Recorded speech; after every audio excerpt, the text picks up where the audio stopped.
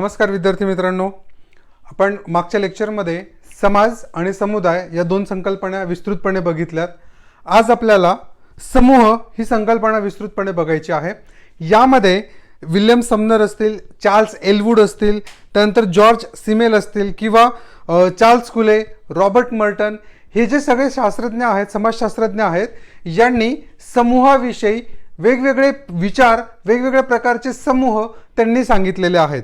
यामध्ये अंतसमूह म्हणजे काय, बहिर्समूह म्हणजे काय, ऐच्छिक समूह, अनैच्छिक समूह, लहान समूह, मोठा समूह, प्राथमिक समूह, दुय्यम समूह, संदर्भ समूह असे विविध प्रकारचे समूहाचे प्रकार यामध्ये आपल्याला सांगितलेले आहेत आणि ते आज आपल्याला बघायचे आहेत. तर समुदायाची बेसिक व्याख्या करताना सामाजिक समूहाची व्याख्या करताना याचा अर्थ व्यक्तीचा समुच्चय असा असू शकतो. बरोबर आहे. बेसिकली समूह हा शब्द मुक्तपणे वापरला जातो. मग आता व्यक्तीचा समूह म्हणताना 2 व्यक्ती असतील, 3 व्यक्ती असतील, तिच्यापेक्षा जास्त व्यक्ती असतील, मोठा समाज असेल, ओके, असे अनेक प्रकारचे गोष्टींसाठी समूह ही संकल्पना वापरली जाते. बरोबर आहे. मानव हा काय आहे, सामाजिक प्राणी आहे, म्हणून तो नेहमी सामाजिक समूहात राहतो. याच्यामध्ये काय केलं जाईल मित्रांनो, रिकामी जागा विचारली जाईल. तुम्हाला काय विचारली जाईल, रिकामी जागा विचारली जाईल.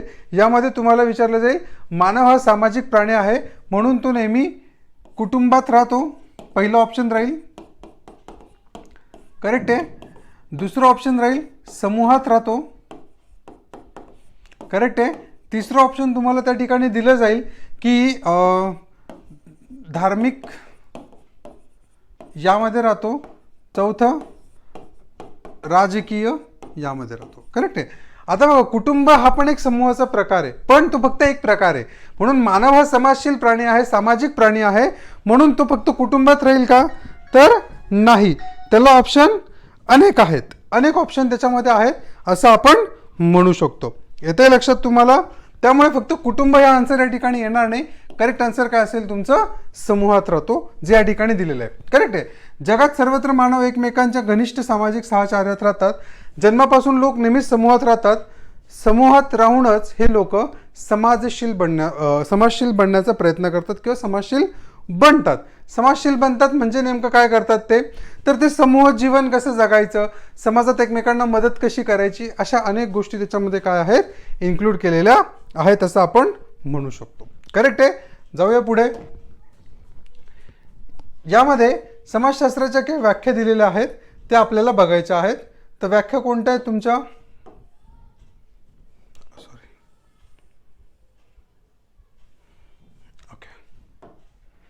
ठीक आहे. यामध्ये व्याख्या जर बघितल्या तर व्याख्या लक्षात येतील तुम्हाला. एक ऑकबर्न आणि निमकॉफ यांची व्याख्या आहे. त्यामध्ये काय म्हटलंय त्यांनी, जे मी तुम्हाला सांगितलं, ज्यावेळी 2 किंवा अधिक व्यक्ती एकत्रित येतात आणि परस्परांवर प्रभाव पाडतात त्यावेळी त्याचा सामाजिक समूह निर्माण होतो. म्हणजे समूह निर्माण होण्यासाठी फक्त एकत्र येणे ही गरज नाहीये, तर एकत्र येण्याबरोबरच त्यांनी एकमेकांवर काय केलं पाहिजे, प्रभाव पाडला पाहिजे. काय पाडला पाहिजे, प्रभाव पाडला पाहिजे. प्रभाव पाडल्यानंतरच एकमेकांचे विचार एकमेकांना समजतील, वैचारिक दृष्टिकोनातूनच ते एकमेकांना सहकार्य करतील आणि त्यातूनच समूहाची निर्मिती होईल, हे लक्षात ठेवा. करेक्ट आहे. नंतर ऑक्सफर्ड डिक्शनरीमध्ये एक व्याख्या दिलेली आहे. काही व्यक्ती एकमेकांशी कमी जास्त प्रमाणात संलग्न होतात किंवा एकत्रित येतात कारण एकतर त्या समान वर्ग किंवा वंश म्हणून ठराविक वैशिष्ट्य धारण करतात किंवा अशी मोठी व्याख्या याच्यामध्ये दिलेली आहे. ती वाचून घ्या, ती काय एवढी महत्त्वाची नाहीये. ओके. या आकृतीबंधांमुळे एकमेकांसोबत बांधले गेलेले असतात असं त्यांचं म्हणणं आहे. मॅकआयव्हर आणि पेज यांची व्याख्या आपल्याला वाचणं गरजेचं आहे. परस्परांशी सामाजिक संबंध प्रस्थापित झालेल्या मानवांचा समुच्चय म्हणजे काय, समूह. यांनी काय सांगितलंय, परस्परांशी काय झालं पाहिजे मित्रांनो, सामाजिक संबंध प्रस्थापित झाले पाहिजेत. आणि ज्यावेळेस तुमचे सामाजिक संबंध प्रस्थापित होतात त्यावेळेस त्याला आपण काय म्हणू शकतो, समूह किंवा समुच्चय. राईट. यामध्ये म्हणजे थोडक्यात सांगायचं, सामाजिक समूह म्हणजे काय, समान ध्येय, हे लक्षात ठेवा हे शब्द, समान ध्येय, अपेक्षा असणाऱ्या व्यक्तींचा समुच्चय, नियमित आंतरक्रिया असणाऱ्या व्यक्तींचा समुच्चय, समान गुणवैशिष्ट्य असणाऱ्या व्यक्तींचा समुच्चय. म्हणजे समूह जर आपल्याला डिफाईन करायचा असेल तर त्यासाठी काय आवश्यक आहे, समान ध्येय, परस्पर सहकार्य, सामाजिक क्रिया, त्यानंतर अपेक्षा, नियमित आंतरक्रिया आणि समान गुणवैशिष्ट्ये ही काय आहेत तुमची समूहाची वैशिष्ट्ये आहेत असं आपण म्हणू शकतो. राईट. मग आता समूहाची जर वैशिष्ट्ये आपल्याला बघायची असतील तर आपण कसं बघणार त्यामध्ये बघा, लक्ष द्या इथं.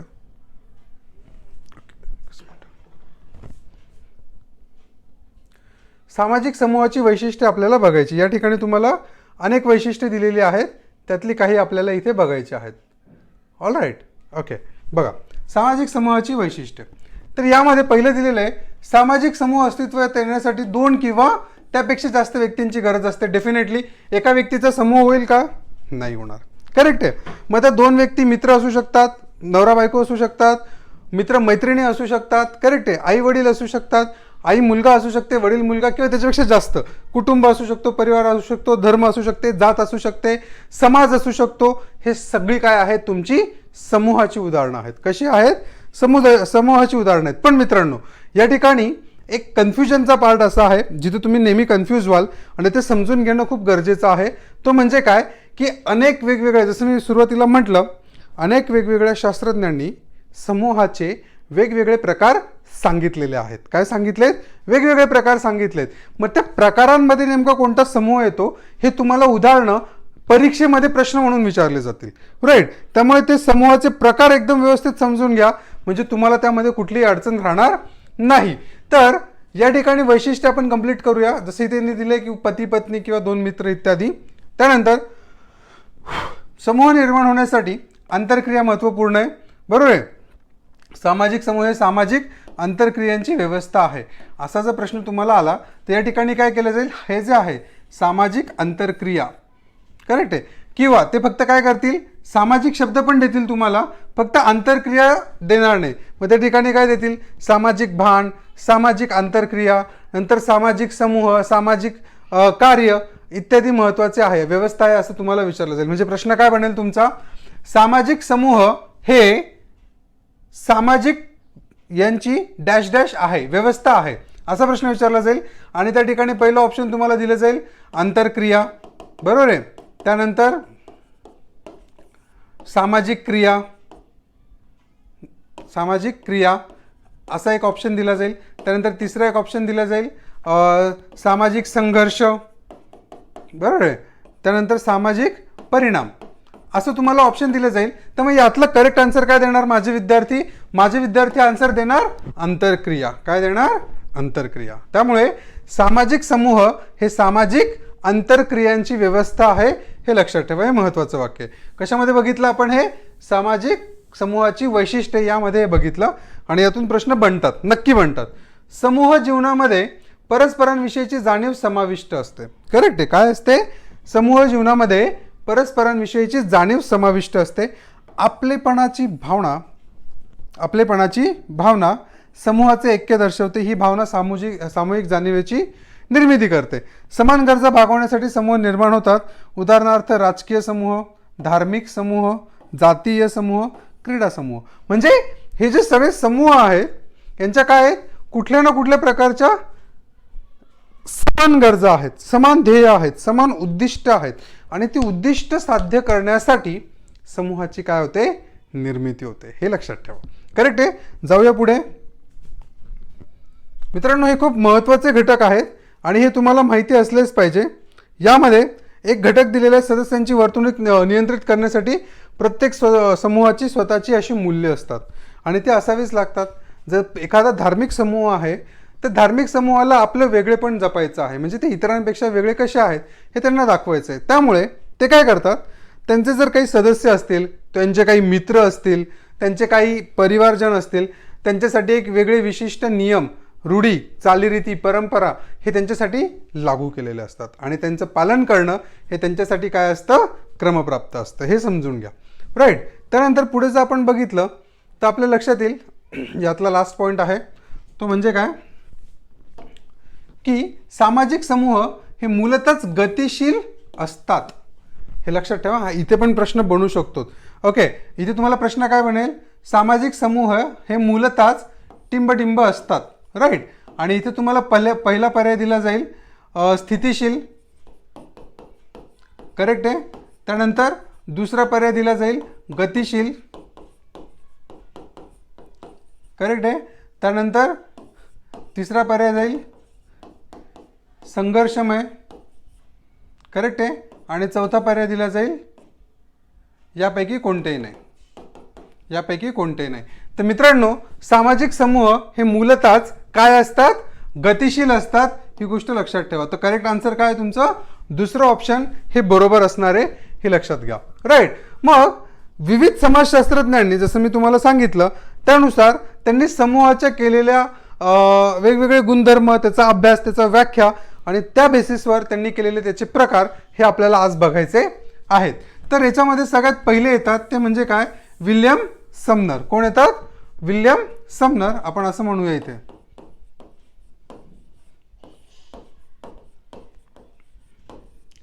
ओके.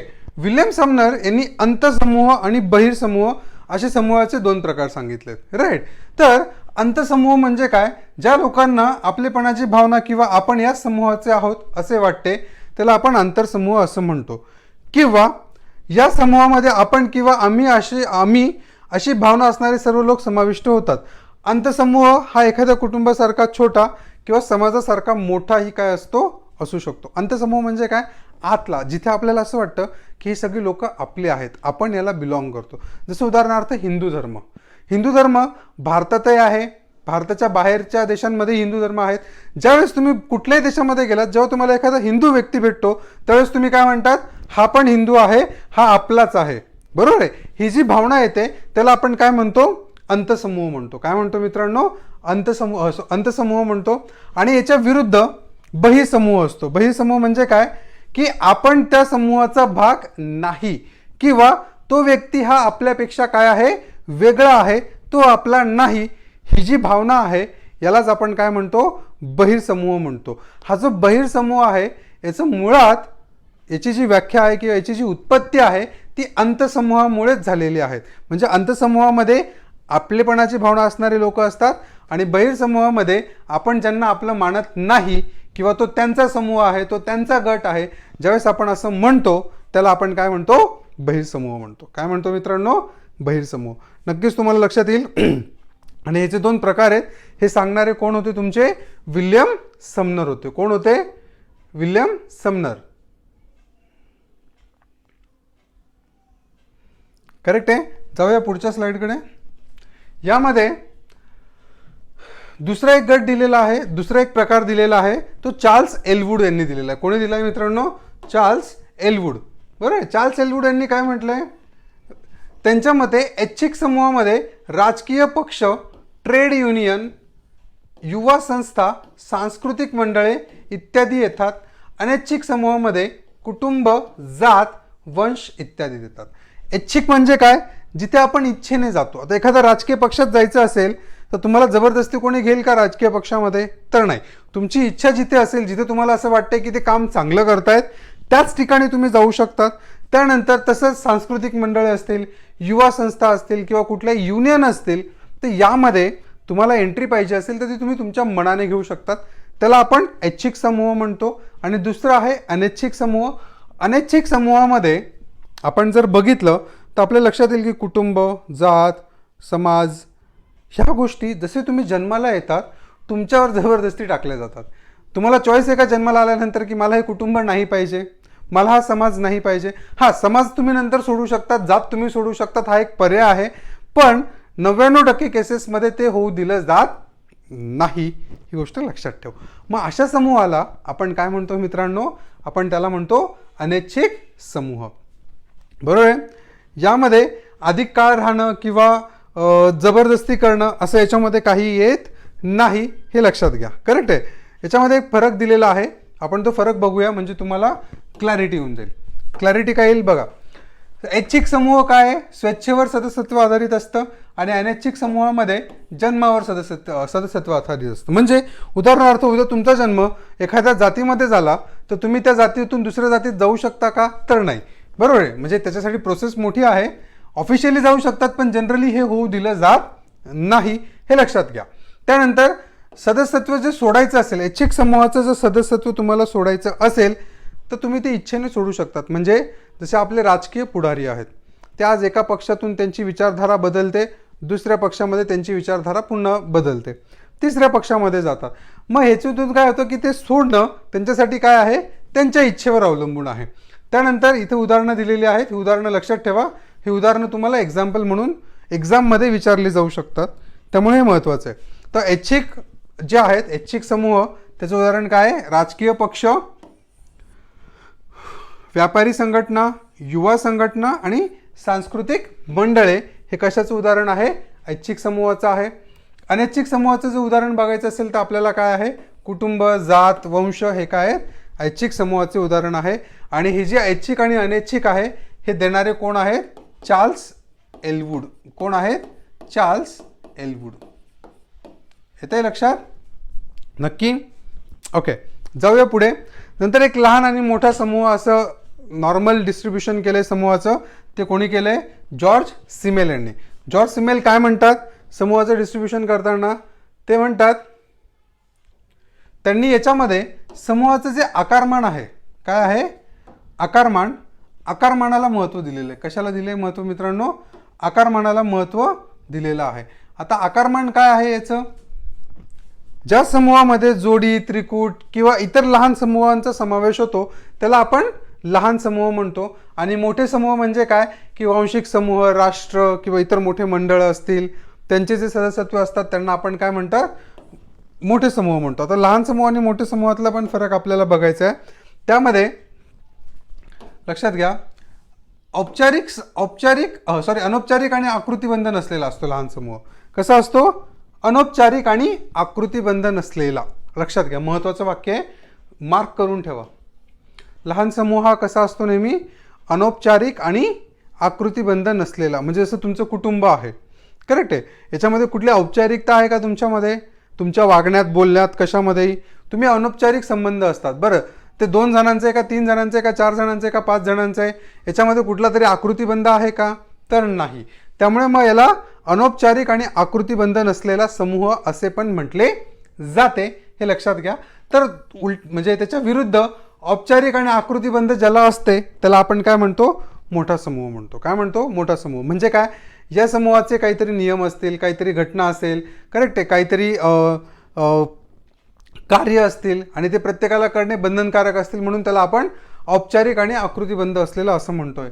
त्यानंतर लहान समूह हा अनौपचारिक आंतरक्रियांवर आधारित असतो. कशावर असतो, अनौपचारिक आंतरक्रियांवर आधारित असतो. तर मोठा समूह हा औपचारिक आंतरक्रियांवर काय असतो मित्रांनो, आधारित असतो. त्यानंतर लहान समूहामध्ये व्यक्तिगत आंतरक्रिया होतात, तर मोठ्या समूहामध्ये व्यक्तिगत आंतरक्रिया होणे हे काय आहे, अवघड आहे. येते लक्षात मित्रांनो, कॉन्सन्ट्रेट ठेवा, हे खूप महत्त्वाचं आहे. आणि यावरच तुमचं डिसाईड होईल की तुम्ही परीक्षेत किती छान वाचले आणि त्याचे उत्तर किती करेक्ट तुम्ही देतात. राईट, बरोबर आहे. हा आकाराने लहान, आकाराने मोठा. उदाहरणार्थ इथे दिले जोडी, त्रिकूट, कुटुंब, राष्ट्र, विद्यापीठ, राज्य, वंश, मोठ्या समूहाचे. करेक्ट आहे. यामध्ये या समूहांचं वैशिष्ट्य काय की हा पहिल्यांदा होतं की समूहामध्ये आंतरक्रियांना महत्त्व दिलेलं आहे. हे जे लहान मोठा समूह याचे जे प्रकार पाडले आहेत, जॉर्ज सिमेल यांनी, हे जर्मन समाजशास्त्रज्ञ होते, तर त्यांनी आंतरक्रियेच्या प्रक्रियेला महत्त्व दिले. कशाला दिले मित्रांनो, आंतरक्रियेच्या प्रक्रियेला महत्त्व दिलंय. तर दुसरीकडे जर आपण बघितलं तर आकारमान वगैरे ह्या पण गोष्टी त्यांनी त्याच्यामध्ये सांगितल्या आहेत. यामध्ये एक महत्त्वाचं वाक्य आहे, जसे जसे समूहाचे आकारमान वाढत जाते तसे तसे या आंतरक्रियांमध्ये बदल होतो. काही आंतरक्रिया या संपूर्णपणे लुप्त होतात.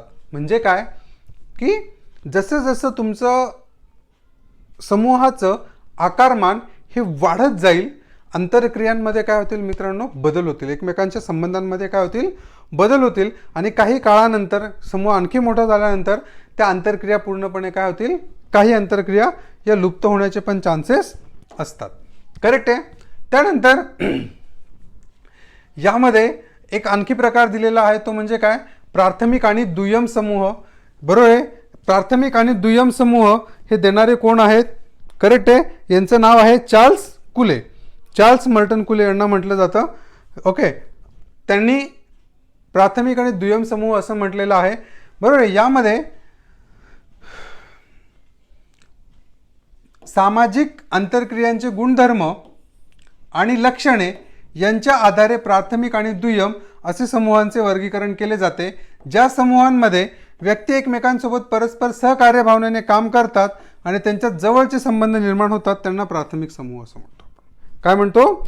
याच्यामध्ये व्यक्ती एकमेकांच्या सहकार्याने काम करतात आणि त्याच्यामध्ये काय होतात, जवळचे संबंध निर्माण होतात, त्याला आपण प्राथमिक समूह असे संबोधतो.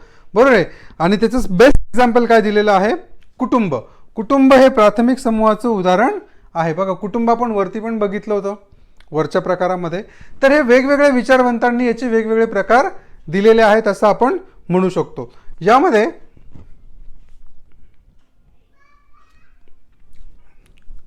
राईट, पण जसं प्राथमिक समूहामध्ये विकास होत जातो, जसा जसा समाज विकसित होत जातो तसे तसे दुय्यम समूह वाढत जातात. दुय्यम समूहांमध्ये व्यक्तीचे परस्पर संबंध हे खूप जवळचे नसतात. उदाहरणार्थ त्यांनी दिलेले व्यावसायिक कंपनी, कामगार संघटना इत्यादी दुय्यम समूहाची उदाहरणं आहेत. प्राथमिक समूह चार्ल्स हार्टन कुले यांनी 1909 साली त्यांचं जे सोशल ऑर्गनायझेशन नावाचं पुस्तक होतं, कुठलं? सोशल ऑर्गनायझेशन, 1909 साली त्यांनी पहिल्यांदा प्राथमिक समूह ही संकल्पना वापरली. कधी वापरली? 1909 साली सोशल ऑर्गनायझेशन या पुस्तकामध्ये पहिल्यांदा त्यांनी काय वापरली? प्राथमिक समूह ही संज्ञा वापरली.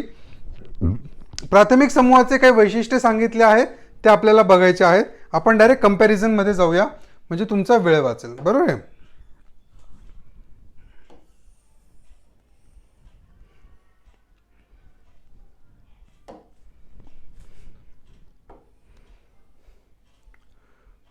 प्राथमिक समूह लक्षात आलं तुम्हाला? त्याचं मी अजून पॉईंट्स घ्यायचे आहेत. दुय्यम समूह मी तुम्हाला इथे एक्सप्लेन करतो म्हणजे तुम्हाला लक्षात येईल. दुय्यम समूह म्हणजे काय? औपचारिक व्यक्तिनिरपेक्ष समूह हा समूह प्राथमिक समूहाच्या अगदी विरुद्ध असतो. कसा असतो? एक्झॅक्टली अपोजिट असतो आणि त्याचे गुणधर्म पण त्यापेक्षा अगदी काय आहेत? वेगळे असतात. उदाहरणार्थ राष्ट्र, राजकीय पक्ष, बरोबर आहे. त्यानंतर कामगार संघटना हे काय आहेत?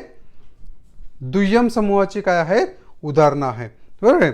ड्रेसलर आणि विल्यम्स यांनी दुय्यम समूहाची व्याख्या खालीलप्रमाणे केली आहे.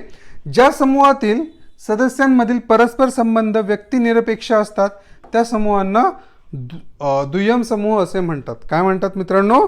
दुय्यम समूह असे म्हणतात.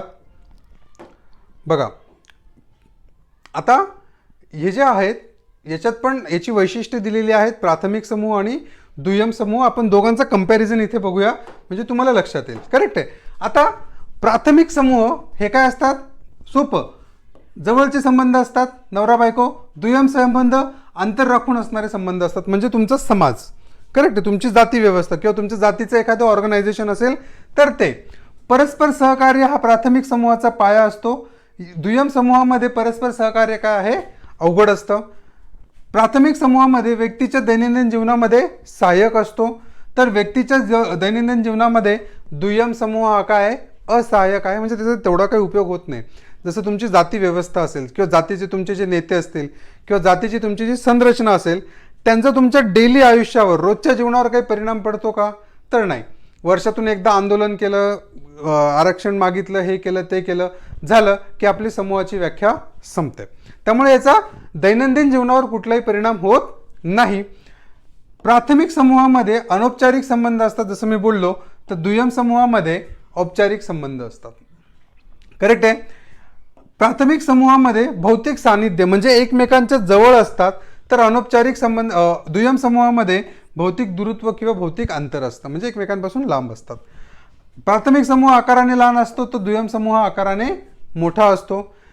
प्राथमिक समूहामध्ये नात्यातील स्थायी भाव असतात, तर दुय्यम समूहामध्ये नाती वगैरे यांना तेवढं काही महत्त्व नसतं. त्यामुळे ते जास्त किती वेळ ते संबंध टिकतील याला पण काही शाश्वती नसते. सदस्यत्व ओळख हेच साध्य असते.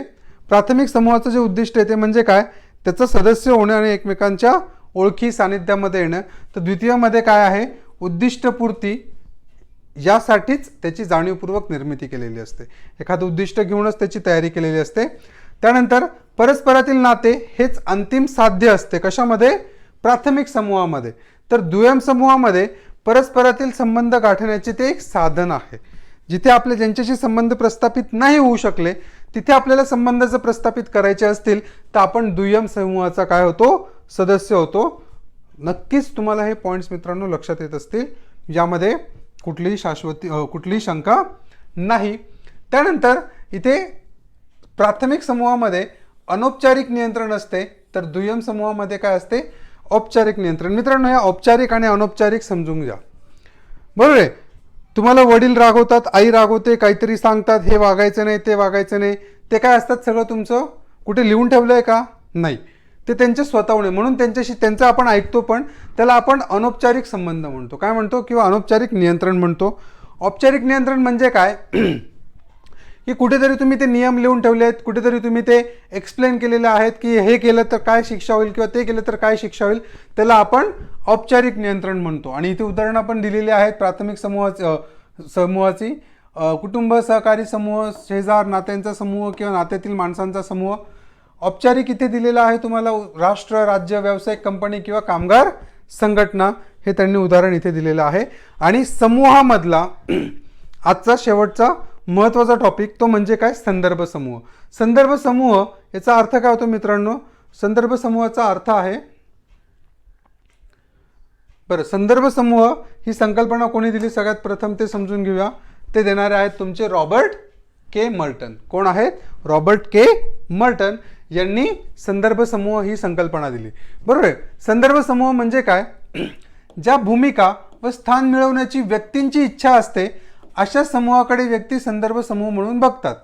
संदर्भ समूह म्हणजे असे समूह ज्यांच्या संदर्भाने व्यक्ती स्वतःच्या हे लक्षात घ्या, गुणवत्ता, परिस्थिती, दृष्टिकोन, मूल्य आणि वर्तनाचे मूल्यमापन करत असतात.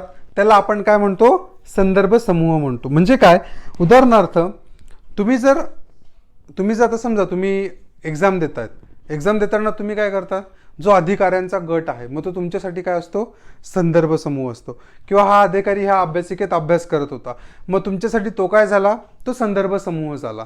राईट. म्हणजे आपल्याकडे असणारी गुणवत्ता, परिस्थिती, दृष्टिकोन, मूल्य आणि आपल्या वर्तनाचे मूल्यमापन आपण ज्याला रेफरन्स म्हणून ठेवतो, करेक्ट, त्याला रेफरन्स ग्रुप पण म्हणतो आपण, ज्याला रेफरन्स म्हणून ठेवतो त्याला आपण काय म्हणतो? संदर्भ समूह म्हणतो. आणि संदर्भ समूह ही व्याख्या कोणी केलेली आहे?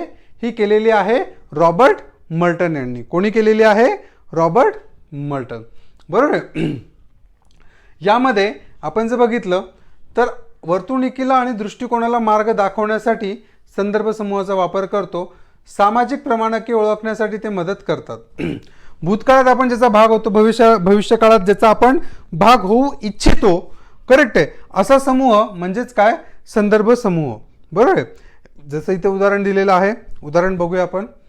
एखादी लग्न झालेली व्यक्ती तिच्या किंवा त्याच्या लग्न न झालेल्या मित्रमैत्रिणीला संदर्भ म्हणून पाहू शकते, जरी त्यांना माहीत असले की या समूहाचे आपण कायमचे सभासद नाही आहोत. म्हणजे एखाद्या मुलीचं लग्न झालं तर त्या लग्नानंतर तिचं आयुष्य काय बदललं, मग दुसऱ्या मुलीला जर लग्न करायचं असेल तर ती त्या व्यक्तीकडे काय बघू शकते? संदर्भ समूह म्हणून काय करू शकते मित्रांनो? बघू शकते. बरोबर आहे. सो बरेच संदर्भ समूह हे काय आहेत? अनौपचारिक संदर्भ समूह असतात. या समूहातील व्यक्ती व्यक्तिगत पातळीवरच संवाद साधत असतात. बरोबर आहे. याच्यामध्ये कुटुंब, सहकारी समूह येतात. आणि औपचारिक संदर्भ समूहाचे विशिष्ट म्हणजे समूह जो असेल त्याचं एक विशिष्ट ध्येय किंवा विशिष्ट उद्दिष्ट ठरलेलं असतं आणि त्याची एक विशिष्ट रचना पण असते. आणि ती रचना समजून घ्यायची असेल तर यामध्ये औपचारिक संदर्भामध्ये आपण जर बघितलं तर कामगार संघटना, सर्वोच्च न्यायालय वगैरे इत्यादी ज्या पण संघटना वगैरे आहेत मोठ्या लेवलच्या, ते याच्यामध्ये येतात. राईट. सो तुम्हाला 5ही पॉईंट समजलेत असं मी गृहीत धरतो. पुढचा पॉईंट जो असणार आहे, जो पुढच्या लेक्चरमध्ये आपण घेणार आहे, ते म्हणजे काय? सामाजिक दर्जा, सामाजिक भूमिका आणि सामाजिक नियमने. मित्रांनो, धन्यवाद.